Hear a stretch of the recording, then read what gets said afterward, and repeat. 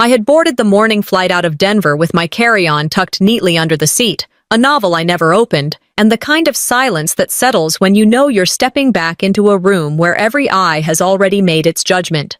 The flight itself was uneventful, 2 hours of cloud and coffee, but my mind kept circling the same question. Why had I said yes to this invitation? My brother-in-law's birthday in Dallas wasn't exactly on my list of priorities, and yet there I was, 32, successful in my work, and still the odd one out in my family. I had told myself I came alone not because I had no one, but because I needed to stand tall without anyone shielding me. I'd sat across from investors who questioned my worth. I'd defended projects in rooms filled with men twice my age. But nothing weighed heavier than walking into a family event where your absence of a ring or partner seemed more scandalous than any failure in life. Maya Angelou once wrote, "The ache for home lives in all of us." I understood that ache all too well, though my version always came with splinters. By the time the plane landed and I stepped into the Texas air, the afternoon heat wrapped around me like an unwelcome coat. The driver waiting outside the airport held a cardboard sign with my last name scribbled quickly across it. On the way to the house, I watched Dallas slide by through tinted windows, sprawling neighborhoods, endless driveways, brick mansions built to look older than they were. My sister and her husband had chosen one of these estates as their fortress. The closer we got, the quieter I felt inside. When the car pulled up in front of Talitha's suburban mansion, the first thing I noticed was the valet line. Cars gleamed under the late sun. BMWs, Cadillacs, a bright red Tesla someone had clearly rented just for the evening.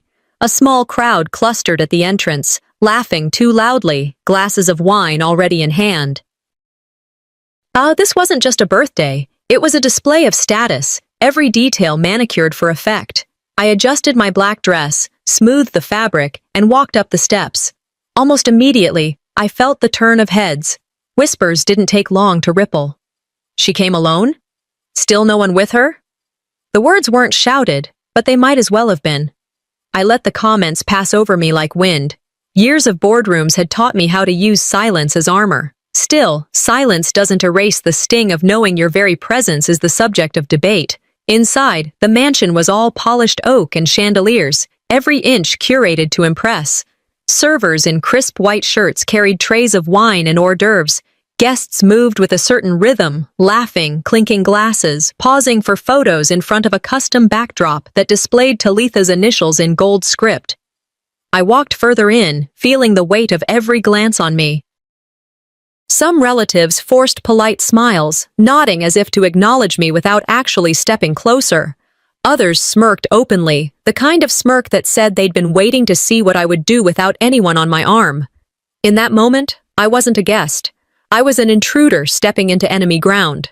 I scanned the room and spotted Marigold, my sister, radiant in a fitted blue dress, standing near her husband as if the evening belonged to them both.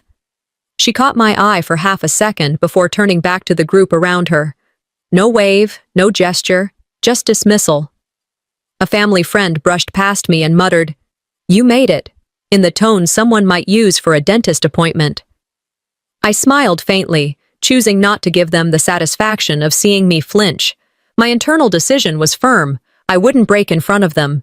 Eventually, a hostess guided me toward the banquet hall. "You're at table 9, she said, handing me a seating card. My eyes drifted to the list, names in perfect script, until mine. My name was scrawled last, barely legible, as if added in haste. When I followed her through the maze of tables, I noticed the pattern: important relatives near the stage, family friends toward the middle, acquaintances scattered neatly, and then me. She stopped near the restroom corridor, beside a side table half hidden by the buffet station. "Here you are." The chair was pressed against the wall, tucked so tightly I'd have to squeeze in. Servers passed by with trays, brushing shoulders with whoever sat there. The sound of flushing echoed faintly from the door behind me. A man at the next table leaned to his wife and whispered, not quietly enough, "That's where staff usually sits." I lowered myself into the chair, keeping my expression neutral. Inside, a small laugh threatened to break free, not out of amusement, but at the sheer predictability of it all. They don't know, I thought. that I've built more than anyone at this table ever has. I set my purse down and folded my hands. Guests avoided eye contact, choosing instead to chatter about vacations and business deals. Servers swept by, balancing plates as if I wasn't there at all. The message was clear. I was meant to blend into the background, to serve as a cautionary tale of what not to become. My mind drifted to past gatherings, Thanksgiving dinners where my seat was always at the edge, Christmas mornings where gifts for me felt like afterthoughts.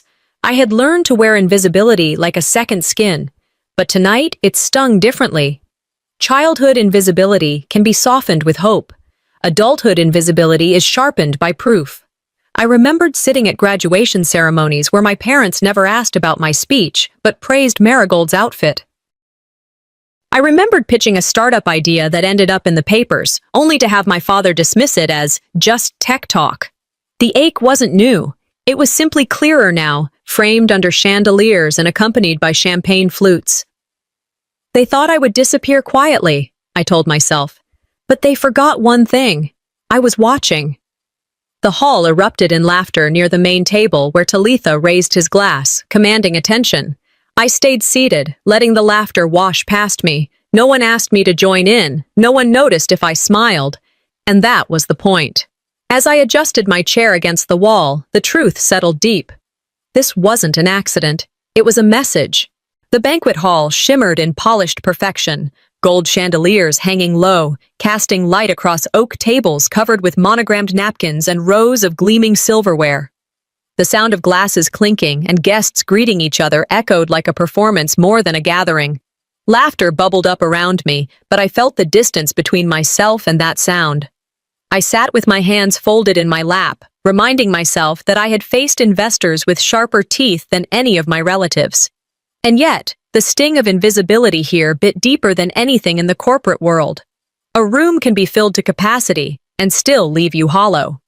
I thought of that as I scanned the hall, the perfect dresses, the cufflinks flashing, the practiced posture of families angling for photographs. Wealthy gatherings like this were never about comfort.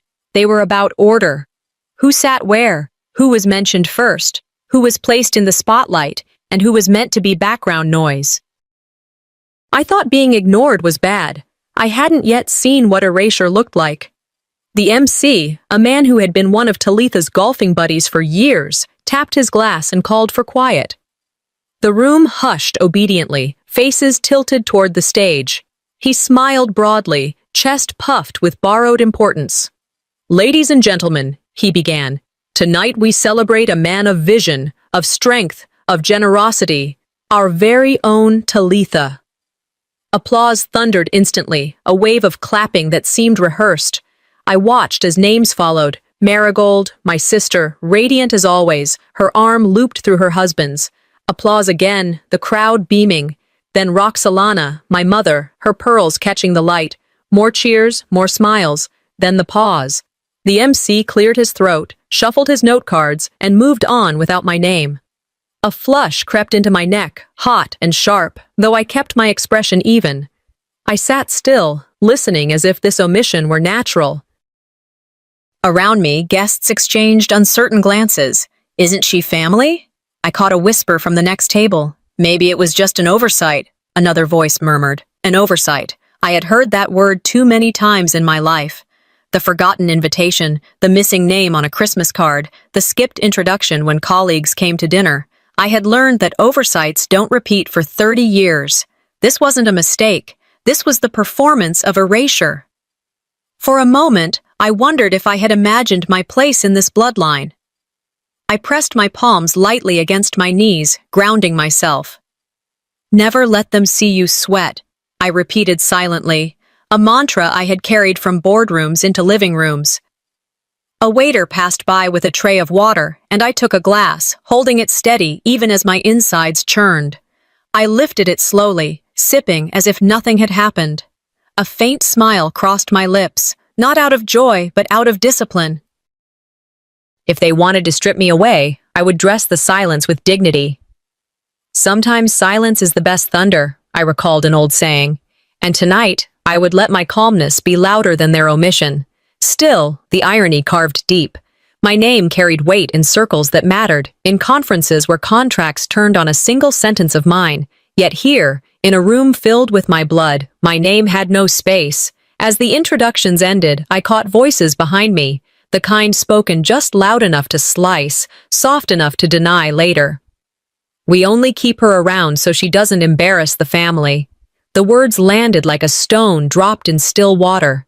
I stared at the tablecloth in front of me, every fiber in my being wanting to react. But instead, I traced the rim of my glass, my breath even. Another whisper followed, crueler for its calculation. She's too independent. She'll never belong. My chest tightened, but my face remained neutral. They had crafted this narrative carefully, stitching it over decades. Sophrona, the one who didn't fit. Sophrona, the cautionary tale. They thought these whispers were invisible daggers. They didn't realize I had been building shields all my life. I remembered childhood dinners where my questions were silenced with a glance. "Don't upset your sister's moment," my mother would hiss. Those echoes came back now, wrapping around me in the polished glow of the ballroom. Inside, I responded with the only truth I knew. I built belonging brick by brick. They just never came to see it. My hand brushed against the place card that carried my name, scribbled in haste, half forgotten. The evidence was everywhere. The seat by the restroom, the missing mention, the whispers dressed as jokes. Each detail was a thread, and together they formed a tapestry of deliberate exclusion. I leaned back in my chair, spine straight, expression calm. They thought I'd swallow this. They thought my silence meant surrender. But my silence wasn't weakness. It was evidence.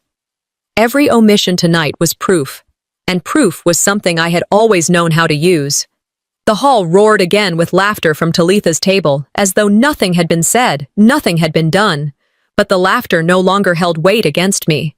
I let it roll past, my focus narrowing on the truth forming inside me. And when I heard my own family say I was only kept to avoid shame, I knew the real shame wasn't mine. It was theirs. I stayed in my chair, pushed against the wall, my glass of water untouched in front of me. The laughter near the main table rose and fell in waves, like a tide I was not meant to swim in. I could hear the clinking of silverware against china, the rustle of napkins folded and refolded, the casual chatter of guests who felt perfectly at home in a room that was designed for them. And then my eyes shifted upward, drawn by the glow of a projector casting a slideshow across the far wall. Family photos flickered one after another.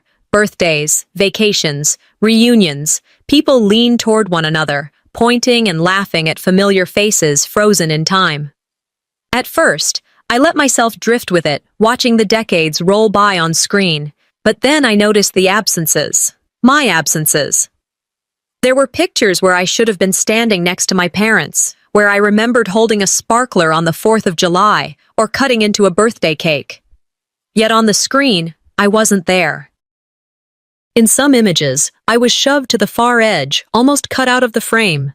In others, it looked as though I had never been present at all. My chest tightened as I whispered inwardly, "When absence repeats, it's not a mistake, it's design." The images turned into a mirror of everything I had been feeling all evening. Erased name, forgotten seat, now vanished memories. And with each photograph, the room felt colder.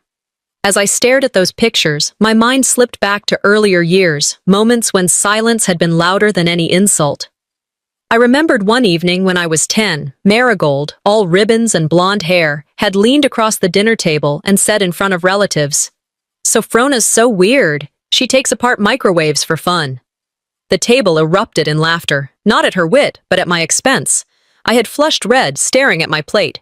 Instead of correcting her, my mother pressed her hand down firmly on mine and whispered, "Don't make a scene. Let your sister have her moment." And there it was, silence handed to me like punishment, while cruelty was rewarded with approval. My father had added to it, with his calm dismissal. "It's not worth starting an argument." His voice then carried the same tone I heard all my life whenever I tried to defend myself. "Don't cause trouble. Don't upset the picture." Years later, the details changed, but the pattern remained. At Thanksgiving, when Marigold mocked my career, calling it nerdy coding stuff, my father chuckled along. When my mother's friends asked about children, she quickly switched topics rather than defend my choice to live differently. Their silence wasn't neutral, it was verdict. I remembered a quote I'd once read. "The hottest places in hell are reserved for those who, in times of great moral crisis, maintain their neutrality." Dante may not have been thinking of family dinners, but he might as well have been. The betrayal of silence cut deeper than any insult. The slideshow kept rolling, pulling me back into the present. Now it had moved to my teen years. A reunion photo appeared, a wide shot of cousins and uncles and aunts all standing on a sunny lawn. My father at the center, Marigold by his side, my mother leaning in. And I remembered that day vividly. I had stood right next to my father, shoulder brushing his arm. But the projection showed something else. I wasn't there. Cropped out. It felt like a punch straight to the gut. I leaned forward slightly, blinking as if clarity would bring me back into the frame. But no, someone had deliberately cut me from the image. Guests kept laughing at the nostalgia. One relative at the next table leaned to another and whispered, "Funny how she's never in the pictures." The other chuckled softly. I swallowed, forcing my breath to stay even. I wanted to scream. I was always there. They just never wanted me seen. But I said nothing. My silence was the only rope holding me steady. Inside, though, my thoughts sharpened. Technology doesn't erase people. People erase people. Someone had made the choice to slice me out, to recraft the memory as if I hadn't existed. And that cut deeper than forgetting. It was rewriting history with deliberate hands. I let my eyes travel back across the room. Marigold was laughing, her perfect posture unshaken, Talitha's arm around her waist. My mother looked away quickly when she noticed me staring, her smile tightening as if she had been caught. I pieced it together like evidence at a trial. The missing mention of my name, the seat by the restroom, the whispers, now the cropped photo. Each piece was a thread, weaving into a tapestry of exclusion. This wasn't accidental neglect. This was systematic erasure. I straightened in my chair, spine stiff, expression calm. My inner resolve began to form, quiet but immovable. If they insist on erasing me, then I'll make sure they remember what they erased.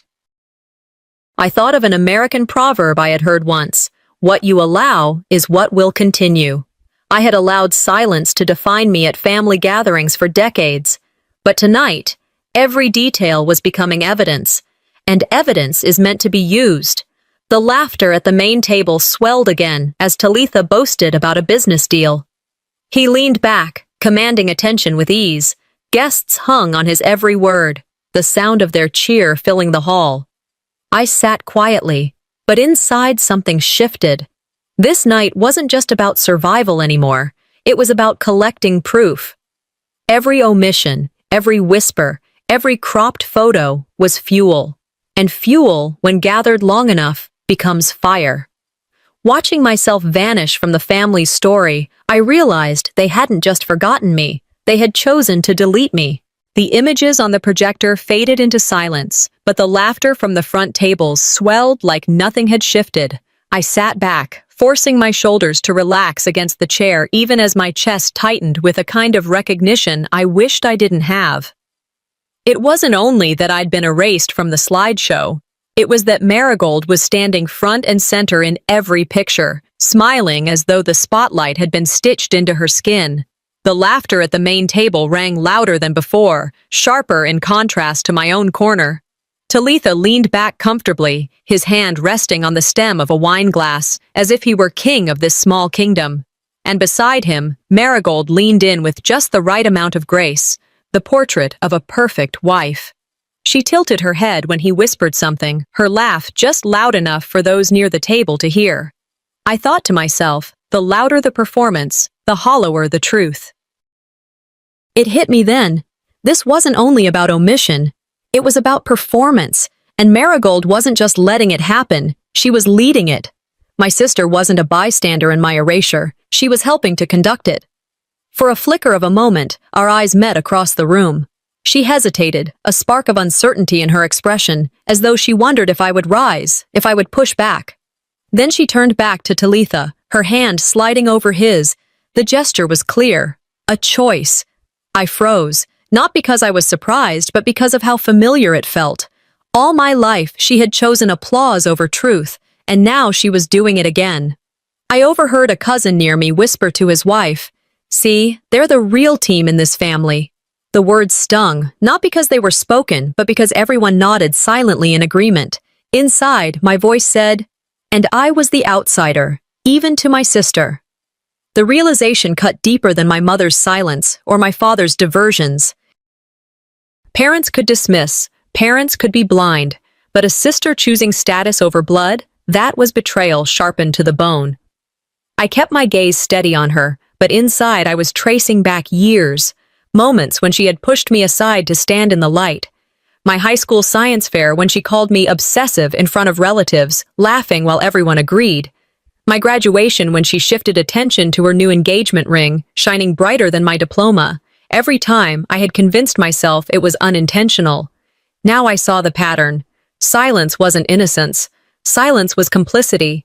And her choice tonight sealed what I had always suspected. I whispered under my breath, too quiet for anyone to hear, "If I don't draw a line, they'll erase me until nothing remains."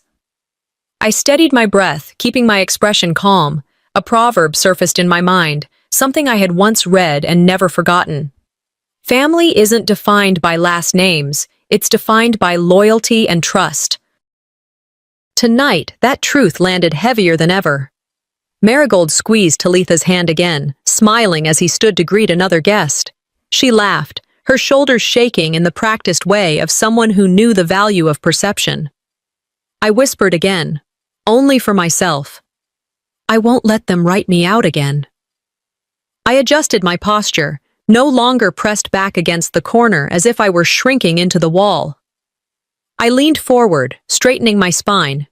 A small act, but one that shifted something in me. A waiter approached, balancing a tray of drinks. When he placed a glass in front of me, I noticed a faint lipstick smudge on the rim. I didn't look away. Instead, I said firmly, "Excuse me. Could I have a clean glass?" The waiter blinked, startled by my tone, then nodded quickly. "Of course, ma'am. Right away." Around me, a few heads turned. It wasn't a demand worthy of headlines, but in a room where I was expected to be invisible, even asking for a clean glass was a refusal. A refusal to stay small. I thought to myself, strength starts in small refusals. I could feel the ripple of attention, some guests whispering about how particular I was, others frowning as though I had disturbed the smoothness of the evening. But I let their discomfort sit with them. My quiet defiance unsettled them, and that was enough. The evening pressed on. The servers moved through the room, laughter rolled, but beneath it, I felt the slow rise of tension curling inside me like smoke. My anger was no longer hot. It was cool, deliberate, sharpening into resolve. I watched Talitha at the head table, standing now, glass raised. The chatter quieted, anticipation circling the room. Guests turned toward him like plants to the sun. I knew another storm was coming. And this time, I wasn't going to sit still and let it wash over me. When I saw my sister choose him over me, so publicly, so deliberately, I understood. They were drawing battle lines. The music in the banquet hall softened as the host tapped his glass and announced the part of the evening everyone had been waiting for. "It's time for gifts," he said, his tone loud and celebratory, the kind of voice people put on when they know they're guiding the room. Guests cheered, clapped, and shifted their chairs closer to the stage where a stack of beautifully wrapped boxes had been arranged like props in a play. I sat in my corner seat, the one tucked near the buffet and the hallway to the restrooms, my view angled just enough to see the mountain of presents glittering under the lights. Every box looked like it had been chosen not for meaning, but for display. Gold ribbons, glossy paper, oversized bows. My own gift, a simple package with hand-stitched wrapping I had chosen deliberately, was nowhere near the stage. I spotted it off to the side, near the bar, pushed aside like a leftover plate. I folded my hands together on my lap and thought, sometimes what people ignore says more than what they praise. Talitha strode toward the table of gifts, drawing applause just for standing. He thrived on it, basking in the spotlight like a man convinced it was his natural element. "Well, let's see what we've got here," he boomed, already tugging at the ribbon on the first package. He held up a silver watch, Rolex, of course, gleaming as if it had been polished for this very moment. Guests gasped, clapped, and called out their congratulations. He grinned, raising it to the light, slipping it on his wrist with practiced flair. Next came a bottle of wine, aged and expensive, the kind people buy less for the taste and more for the prestige. Then artwork, a framed painting Talitha declared perfect for the study, though he had never shown interest in art a day in his life. Each gift was unwrapped with exaggerated delight, each met with loud applause as if the audience were watching a performance rather than a birthday ritual. All the while, my gift sat unnoticed near the bar. A relative leaned toward another, pointing at the lone package. "Whose is that?" The other shrugged. "Probably staff." The words sank deep. I forced myself to sit straighter, though my stomach turned. They didn't just forget. They refused to let me contribute. One after another, the gifts were unwrapped. Designer cufflinks, a leather briefcase, another watch from someone else. The pile of prestige grew, and the cheers swelled. But when the table was empty, mine remained unopened. No one brought it forward. No one even looked at it. My chest tightened as I felt the old ache again, the ache of being erased, even when I had shown up with something in my hands. For the first time that night, I let my voice carry across the table. "There's still one gift unopened." The words dropped into the room like stones into water. The clapping stopped. The laughter dimmed.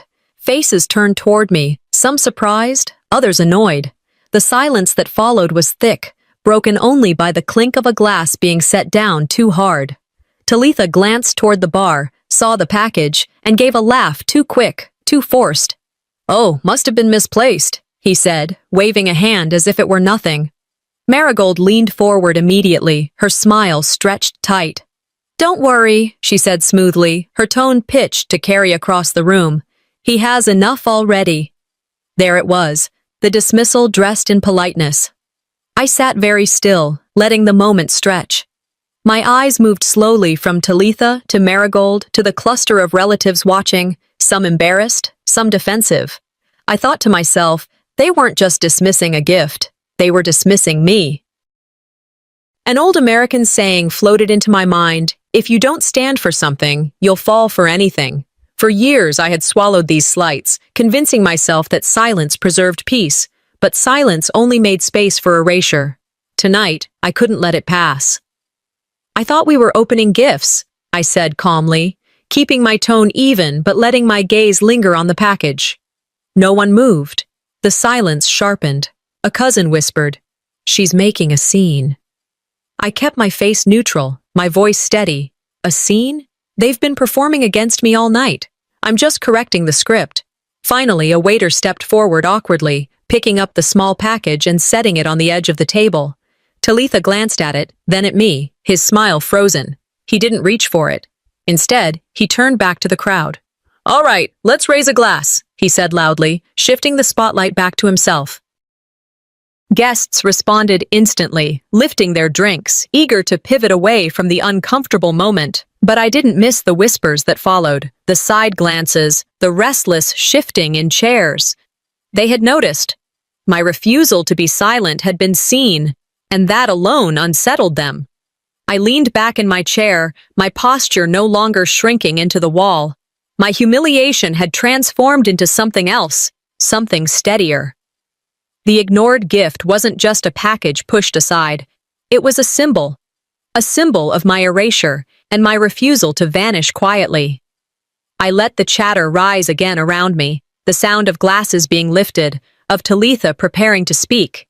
But inside me, there was only calm, sharp as glass. The gift they ignored was nothing compared to the words he was about to throw like knives. The music faded into a low hum as Talitha tapped his glass with the edge of a fork. The sharp ping echoed through the hall, slicing across the chatter, pulling every pair of eyes toward the head table. It was remarkable how quickly the room shifted from laughter to silence, like soldiers snapping to attention. Guests leaned in, their smiles expectant, waiting for his words as though they carried divine weight. I felt my pulse rise, not out of fear but anticipation. I knew him. He wouldn't waste this moment. He would use it, the way he always did, not to honor but to wound. My fingers curled lightly around the stem of my glass. In business, I've faced men who played dirty, but betrayal cuts sharper when it wears your family's face. The air grew heavier, dense with a kind of anticipation that made breathing feel deliberate. I sat straight, shoulders squared, my gaze steady on Talitha. He thrived on attention, and right now, he had all of it. He raised his glass higher, his grin wide. "To family," he boomed, his voice reverberating across the room. A cheer started but died when he added, "Except those who have no place in family homes anymore." The words stung like a slap. Gasps rippled through the hall, sharp and soft, followed by an awkward pause. For a second, the chandeliers above seemed to shine colder. Marigold laughed nervously, her voice brittle. "He's just joking," she said quickly, her hand brushing his arm. But no one laughed with her. I didn't flinch, not outwardly. Inside, my chest tightened, but my face was a mask. It wasn't a joke. It was a decree, spoken not in anger, but in performance. At the next table, I heard the murmurs start. Did he really just say that? Maybe she did something wrong. The sting was real, but it sharpened into clarity. He wanted to smear me, to brand me in front of everyone. But as I looked around, I realized something. Shame wasn't sticking to me. It was sticking to him. The smirks were fewer now, replaced by unease, discomfort. I lifted my glass, deliberate and slow, and took a sip of water. No trembling, no rush. I set it down gently and met Talitha's eyes across the hall. The cruelest stage is the one where you're expected to break, so I didn't. Guests watched, expecting a reaction, perhaps a storm, but silence can be more unsettling than fury. My composure was heavier than any outburst would have been. I remembered a line I had once underlined in a book. Dignity is not about being respected, it's about refusing to be humiliated. Tonight, I lived that truth. Talitha's smirk faltered for just a fraction of a second. He moved on, turning to whisper to a friend, as though his words hadn't hung in the air like smoke, but I caught the flicker of irritation in his eyes when I refused to crumble. The conversations resumed slowly, clinking glasses trying to mask the tension. Yet I felt it, eyes still cutting toward me, whispers filling the spaces he had opened. Two in-laws leaned toward each other, close enough for me to hear, though they pretended it was private. "That's the one who doesn't belong here," one said. The other chuckled softly. "She only shows up to remind us why we pushed her out." The cruelty wasn't in the words alone, but in the precision. Loud enough to slice me, quiet enough to deny. My breath caught for a beat, but then steadied. This isn't random, I thought. It's rehearsed, designed. They wanted me broken by design. I stared at the tablecloth, but my thoughts sharpened. If they wanted me silenced, they forgot who I was. I had spent years building in silence, learning that some of the greatest power comes from not reacting immediately. Tonight, silence would be my weapon. The anger that burned in me cooled into calculation. They had turned the evening into a play, casting me as the unwanted shadow. But every slight, every omission, every whisper, they were pieces of evidence, not wounds. I glanced at the unopened gift that had been brushed aside, the photos where I'd been cropped out, the name never spoken, the chair shoved by the restroom. The picture was complete. It wasn't carelessness, it was construction.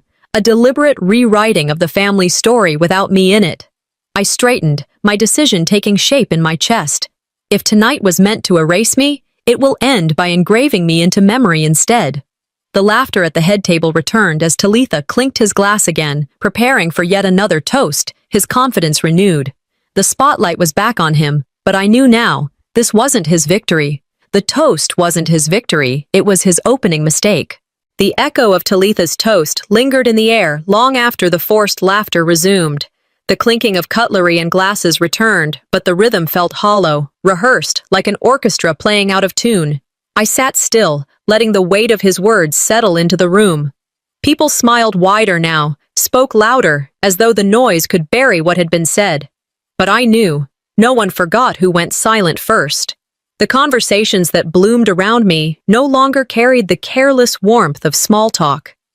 They were edged, cautious, punctuated by glances in my direction. It was as if I had become a character in a whispered story being passed along. In their eyes, I wasn't simply family anymore. I was the banned one. That label stuck to me like a shadow, and with every second that passed, it seemed to grow darker. I folded my hands on the table, reminding myself not to move too quickly, not to break the calm I had built. But beneath that calm, frustration simmered. It was the kind that grows not from a single insult, but from a pattern, layer upon layer of exclusion, until you're forced to wonder whether your very presence is a crime. The glow of phones began to light up the tables around me. Small screens illuminated faces, the way a secret candle flame might reveal hidden plots.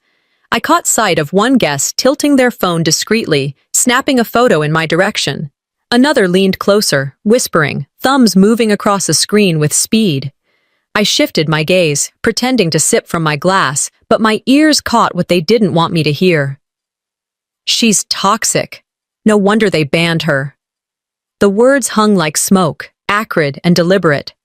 One guest showed another a phone screen. My face was on it, a candid shot of me staring down at my drink. Next to it, mocking emojis danced across the glass. The two snickered, covering their mouths as if that made the cruelty less obvious. Another voice, sharp in the quiet. "What did she do?" The reply came quick, rehearsed. "If they won't say, it must be bad." The humiliation no longer sat within the walls of the banquet hall. It was being exported, digitized, texted, and shared in group chats I would never see. My silence was being rewritten into guilt. Every lack of defense was turned into admission. I pressed my nails lightly into my palm, grounding myself.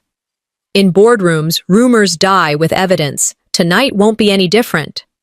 I straightened in my chair, eyes calm but sharp. One by one, I began cataloging the night. The seat shoved into the shadows, my name left unsaid, the photos cropped, the gift ignored, the toast that declared my absence a fact. And now this, phones capturing me like I was a scandal unfolding live. They thought it was cruelty, but to me, it was evidence. The family's strength had always been image, reputation, but image is fragile. It fractures when pressed too hard. I thought of something John Wooden once said, "Character is who you are when no one is watching. Reputation is who people think you are." And I knew they had reputation. I had character. Tonight, one would outlast the other. I let my eyes drift across the tables, deliberately meeting the gaze of those who whispered. One by one, they looked away. Some shifted uncomfortably, fiddling with their glasses, the weight of my stare heavier than any shouted word could have been. A server passed by, hesitant, tray half full. I caught his attention. "Excuse me," I said, loud enough for the table around me to hear. "Could you refill my drink?" The words were ordinary, almost trivial, but they were a declaration. I refused to fade. I refused to stay quiet while they painted me invisible. My voice, even in that simple request, disrupted the performance. If they wanted me erased, I thought, they should have chosen someone more willing to disappear. A cousin shifted in her chair, muttering, "She's making herself noticeable." Good, I thought. I leaned back, letting the tension wash around me, no longer a passive observer, but a presence that unsettled them. I was not the script they had written. From across the room, I noticed movement at the head table. Alethea, the CEO, whose influence stretched far beyond this mansion, was watching. Not with idle curiosity, but with sharp, measured focus. Her eyes weren't softened by the wine or the charm of the evening. They were assessing, weighing. And I wondered, what does she already know? Because while they spread lies in whispers and screens, they didn't see who was already preparing to speak louder than all of them. The room had returned to its noisy rhythm, but the noise felt brittle, ready to shatter. I kept my eyes steady, refusing to give anyone the satisfaction of seeing me falter. My seat by the shadows gave me a vantage point few noticed, and it was from here that I saw her, Alethea, the CEO, sitting near the head table. While others laughed at Talitha's crude jokes or busied themselves with gossip, she did not. She sat perfectly composed, hands folded lightly on the table, sipping her drink with the patience of someone who never wasted words. Her gaze shifted between Talitha, who thrived in his role as the star of the evening, and me, sitting alone. In silence, powerful people listen the hardest, I thought. And she was listening. Not to the laughter, not to the applause, but to the truth underneath it all. Her eyes were sharp, cutting past the glitter and performance. Suspicion flickered through me. Why is she watching so closely? The unease coiled tight in my chest. I had no idea she already knew my name. I leaned back slightly, trying not to betray my curiosity. Around us, the crowd continued their game of appearances, boasting about business, comparing cars, complimenting dresses. But Alethea didn't play. She evaluated. Why isn't she laughing? I heard someone whisper at a nearby table. Their question wasn't about me this time. It was about her, the CEO. I glanced at Alethea again. She hadn't smiled once. Leaders don't waste energy on noise. They wait for truth. And she was waiting. The anticipation built in me like pressure behind a dam. Something about her presence told me this night wasn't finished. Then it happened. Alethea pushed her chair back, rising slowly, glass in hand. The sound of her chair legs against the polished floor was enough to hush the room. Conversation stilled, laughter cut short, as though someone had drawn a curtain across the stage. She never interrupts. A man near me whispered. This must matter. Alethea lifted her glass, not toward Talitha, not toward Marigold. She raised it toward me. Gasps spread like wildfire. Heads turned, all eyes locked on me, the woman who had been erased, cropped, whispered about. I felt the weight of every stare press against me, yet for the first time all night it didn't burn. It lifted.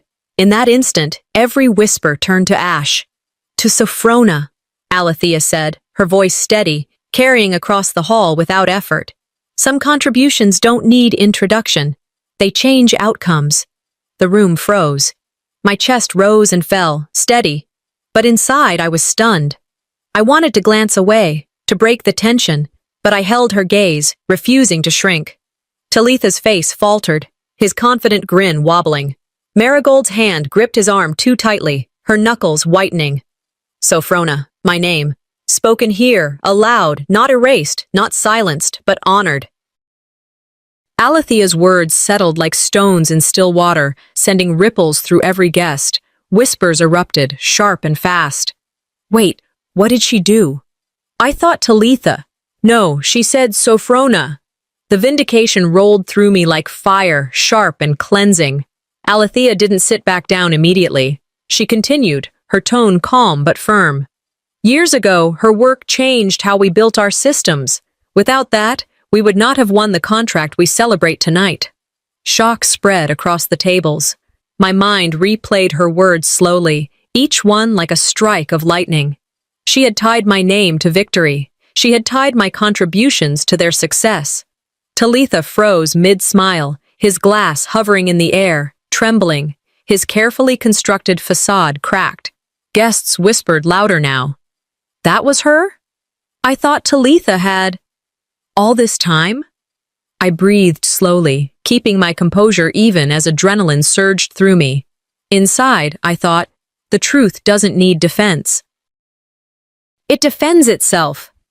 Alethea finally lowered her glass and returned to her seat, unbothered by the storm she had unleashed.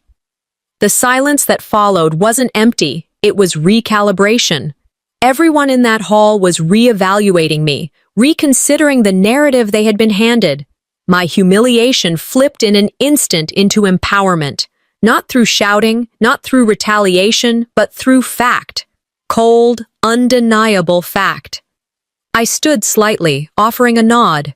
Just a small acknowledgement, nothing more. I didn't need to add to what she had said. The truth had been enough. I didn't smile, didn't bow, didn't gesture for approval. I let the quiet acknowledgement stand on its own. Sometimes the loudest victory is silence.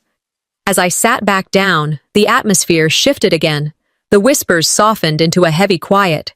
Guests who had avoided my gaze now found it, offering awkward smiles, forced politeness.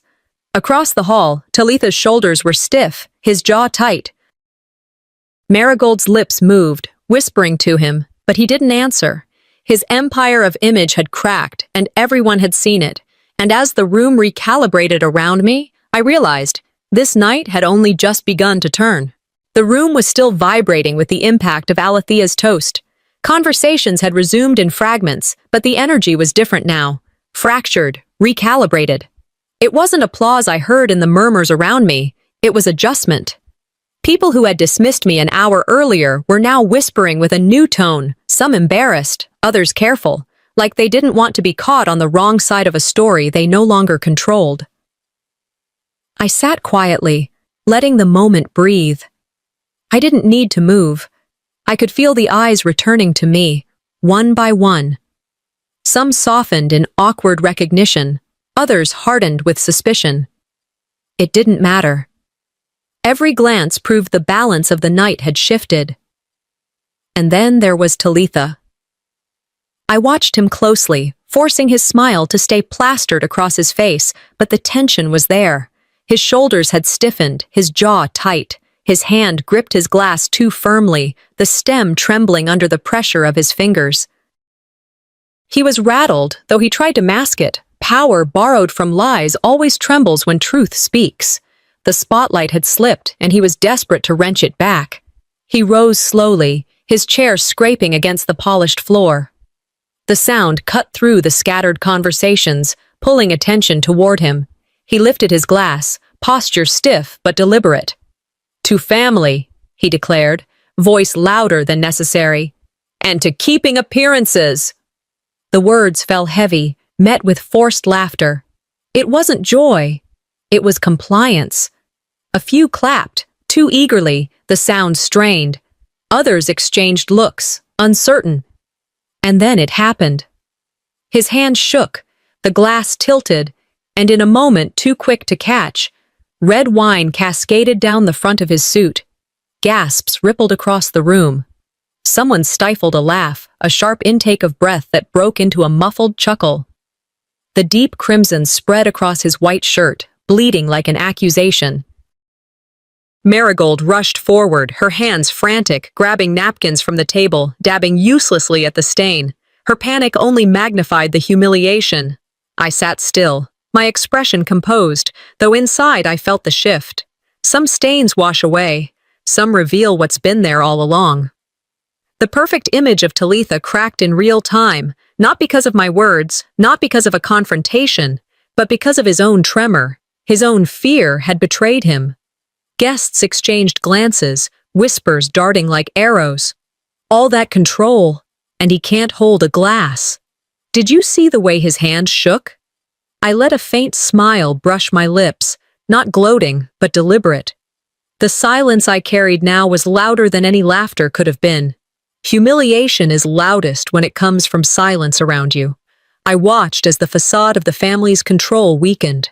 For once, the whispers were no longer about me. They were about him. He shifted uncomfortably, Marigold pressing at his suit, muttering, "It's fine, it's nothing, just a spill." But her words didn't land. The crowd wasn't buying it.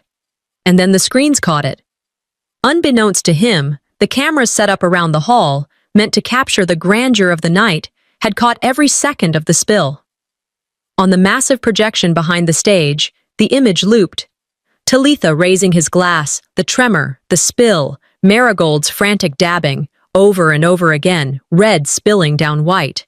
Laughter tried to bubble again, but this time it was uncontrolled, unpolished. Phones lit up, buzzing with notifications. I knew without needing to check. Clips were already flying through group chats, spreading faster than the wine across his suit. They tried to script me as the family's disgrace, I thought, but the stage betrayed them first. Voices sharpened. "This is going viral by tomorrow." His own party just became his undoing. Talitha's face drained of color, his composure slipping into raw humiliation. He turned, trying to block the screen, but the image looped again, relentless. His attempts to smirk now looked pitiful, his gestures stiff, every movement recorded and magnified. I sat quietly, my hands folded in my lap. Justice doesn't always roar. Sometimes it drips, red, across a white shirt. I didn't need to gloat. I didn't need to raise my voice. His undoing was already playing on every screen, projected larger than life, impossible to deny. The whispers now were no longer knives aimed at me. They were chains tightening around him, and that was only the beginning of his unraveling. The laughter that had followed Talitha's spill faded into an uneasy silence.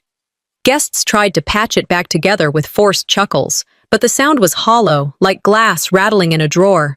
Phones buzzed all around us, clips spreading faster than he could wipe the stain from his shirt. I sat still, watching the damage take its shape. It wasn't my humiliation they were replaying now. It was his. The lie they built around me collapsed faster than a dropped glass. I could see it in the way people shifted, how they avoided meeting his eyes.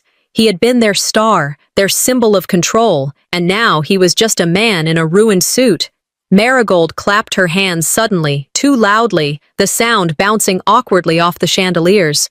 "All right, let's move on," she announced, smiling with a sharpness that strained her face. Plenty more to celebrate tonight, but the damage lingered. No one followed her lead with the same energy. Some looked down at their plates, others smirked behind their hands. The air was cracked, and she couldn't smooth it over. I stayed quiet, letting the silence do its work. She found me not long after. Marigold swept toward my table with a glass of champagne in her hand, her smile painted on like armor. She leaned down, her voice honeyed, but taut. "Why didn't you tell me you knew her?" she hissed softly, the edges of her grin still wide for anyone watching. "Why did you let us look foolish?" I looked up at her, unblinking. Her words weren't about truth, they were about control. She didn't care that they had humiliated me. She cared that they had lost face. "You wanted the spotlight," I said evenly. "Now you have it." Her jaw tightened. "Don't be clever, Sophrona. This isn't about me." I folded my hands calmly on the table, my posture relaxed. Decades of practice in hostile boardrooms had taught me this composure. "Everything with you has always been about you," I said quietly, so only she could hear. For a moment, her smile faltered. "Even blood ties can strangle if you mistake them for loyalty." She straightened, her voice rising a notch, drawing in the attention of those around us. "So you've been hiding connections? Keeping secrets?" Her tone was sharp, accusing, designed to flip the story. I stood, slow and steady, my glass in my hand. "You never asked about my life," I said coldly. "Only how it compared to yours." A ripple moved through the tables as heads turned. Conversations paused. They had heard me. Marigold's eyes widened, the polished mask slipping for the first time. "You think you're better than us?" she snapped, too loudly now. "No," I replied, my voice low but clear. "I know I never needed you to define me." The silence that followed was electric. Guests murmured, whispers spreading like sparks. Her face flushed, her smile gone completely. She had overplayed her hand, and the room saw it. Truth cuts sharper than anger. Cold words freeze deeper than fire. Before she could gather herself, Alethea rose from her seat at the head table, calm, deliberate, her glass in hand. All eyes turned to her. Her voice carried with the ease of authority. "Funny how history gets rewritten," she said, her gaze sliding toward Talitha. "If it weren't for Sophrona's recommendation years ago, he would never have entered my company." The room gasped. Marigold froze. Talitha's face drained of color, his body stiffening. The foundation of his career, his image of success, was being pulled out from under him in plain view. "She vouched for him?" a guest whispered. "All this time?" another said, shaking their head. I stayed still, my breath even. I never wanted credit, but I won't carry their silence anymore. Talitha stammered, his voice breaking as he tried to speak. That's not..." But Alethea's steady tone cut over him, sharp as a gavel. "You built an empire on her name. Perhaps it's time everyone knew that." The whispers now turned into full voices, the sound of a room turning. His smirk was gone, his shoulders heavy under the weight of exposure. Marigold looked from him to me, but there was no script left to follow. I glanced toward my parents. My mother's stiff smile faltered, her pearls trembling as she shifted in her chair. My father cleared his throat, avoiding my eyes, his discomfort obvious. They could no longer defend the golden child. They could no longer pretend not to see me. They were so used to my silence, they never prepared for the echo. And in that echo, their empire of lies began to crumble. The banquet hall had changed in ways that were subtle yet undeniable. Forks clinked softly against plates, but the hum of conversation was gone. A silence stretched between tables, not the silence of superiority that I had known all my life, but the silence of unease, of fear. Relatives avoided my gaze now, as if meeting my eyes would force them to acknowledge something they could no longer deny.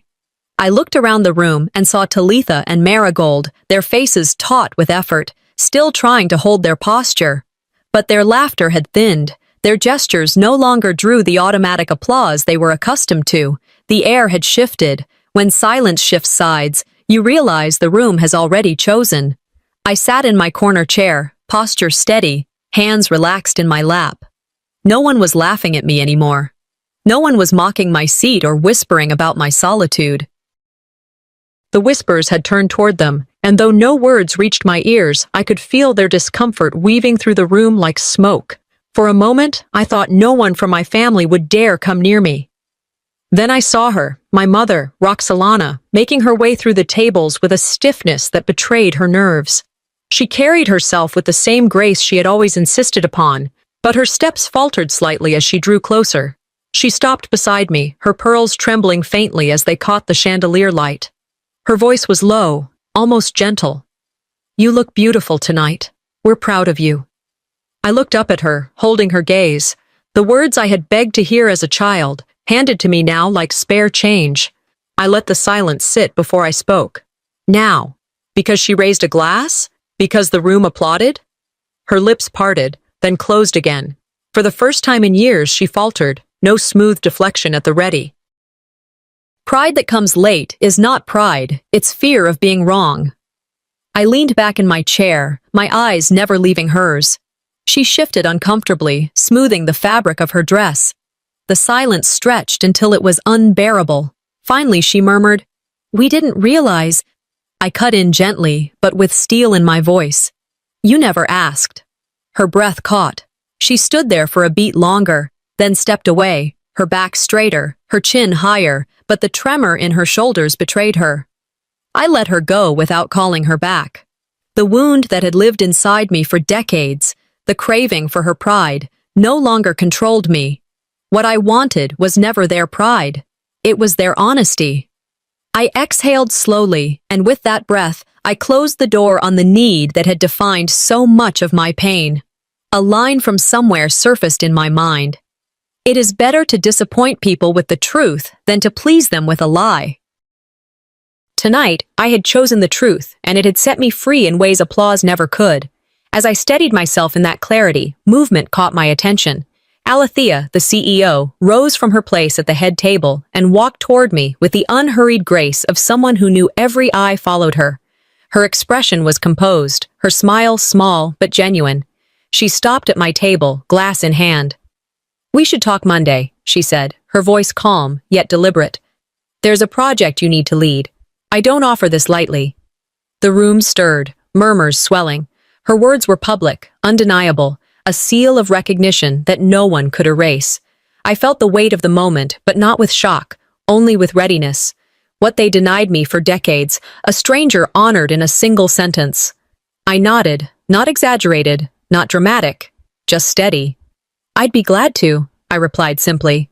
Gasps rippled, hushed voices rising again. Some guests leaned in, whispering quickly, realizing that the woman they had dismissed hours earlier was now being chosen, not by family, but by the world beyond this house. I sat straighter, my chin lifted, but I didn't need to smile or gloat. The recognition wasn't for show, it was real. It was earned. Across the hall, I saw Marigold pale, her fingers gripping Talitha's arm. He sat stiff, silent, eyes darting. No words left that could cover the collapse of his image. I turned slightly and saw my father. He shifted uncomfortably, adjusting his tie, his jaw tight. My mother had returned to her seat, her smile plastered back on, but it no longer reached her eyes. They were both caught in a storm of acknowledgement they could not undo. Their empire cracked, not with a shout, but with acknowledgement they couldn't take back. I looked down at my glass, swirling the water inside slowly, and thought, but what pride breaks can never be mended. And I was done being their glue. The banquet hall was still heavy with the weight of Alethea's revelation. People moved cautiously now, their voices hushed, forks tapping plates without rhythm, laughter gone stale. The air felt charged, like the moment before a storm broke. Guests glanced nervously between Talitha, red-faced and rigid, and me, still seated at the edge, unshaken.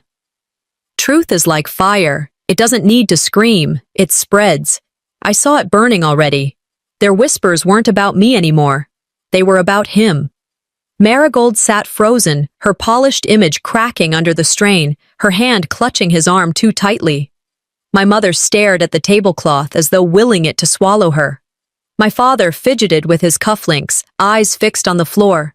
For the first time tonight, the shame wasn't mine to carry. Talitha cleared his throat, trying to steady his voice. It was a team effort, he declared, too loudly. Success isn't built alone, we all contribute. His words stumbled, desperate. Before anyone could nod, Alethea rose again, her presence enough to silence the hall. Her tone was cool, her gaze unwavering. No, she said. You wouldn't have been in the room without her name on your resume. Gasps tore through the room, sharp and quick, the final nail. I watched Talitha's expression collapse, his grin flickering out like a candle. His empire, built on borrowed credit, was caving in under the truth. Guests murmured in shock. So he owes everything to her? All this time? I sat calmly, the vindication washing over me not as triumph, but as clarity. The empire he built on borrowed credit was collapsing under its own weight. He tried to recover, muttering something incoherent, but the sound of the crowd drowned him out. People had stopped listening to him. They were listening to the silence between us. I rose slowly from my chair, every movement deliberate. The hall turned toward me, the noise softening into breathless quiet. For once, the spotlight wasn't stolen. It was mine. I let the silence stretch until it ached, then spoke, calm but edged with steel. I wasn't banned. I walked away from a family that never saw me. The words cut through the hall, clean and final. No one dared laugh, no one whispered. She's not angry, someone murmured. She's done. I turned slightly, scanning the room, my voice steady. And tonight, I'm not the one who needs to be ashamed. The silence deepened, the weight of it pressing against every wall. A few guests nodded slowly, others clapped quietly, not with showy enthusiasm, but with sincerity. Allegiance shifted, subtle but irreversible. Marigold's face drained of color. My mother looked like she wanted to reach for me, but her hand froze midway, collapsing into her lap. My father's lips pressed thin, no words left. Talitha sat rigid, the stain of wine on his shirt blooming like a wound, his mask stripped away. That was the end of it. I gathered my coat, slipping it over my shoulders with calm precision. Each step I took through the hall was slow, deliberate. Guests parted quietly, making way without a word, their eyes avoiding mine, but their bodies yielding respect. The camera, still streaming, caught every moment of my exit, projecting it larger than life. Some victories aren't won in cheers, but in the silence that follows you out the door. I reached the doorway, pausing only for a second. Behind me, the murmur of voices began again, but softer now, fragmented. The story was no longer about my erasure. It was about their collapse. The door closed behind me, the cool Texas night rushing in to meet me. I breathed deeply, the air sharp and liberating. I came alone. I left alone. But I walked away whole, and that was the night they lost me forever, and I finally found myself.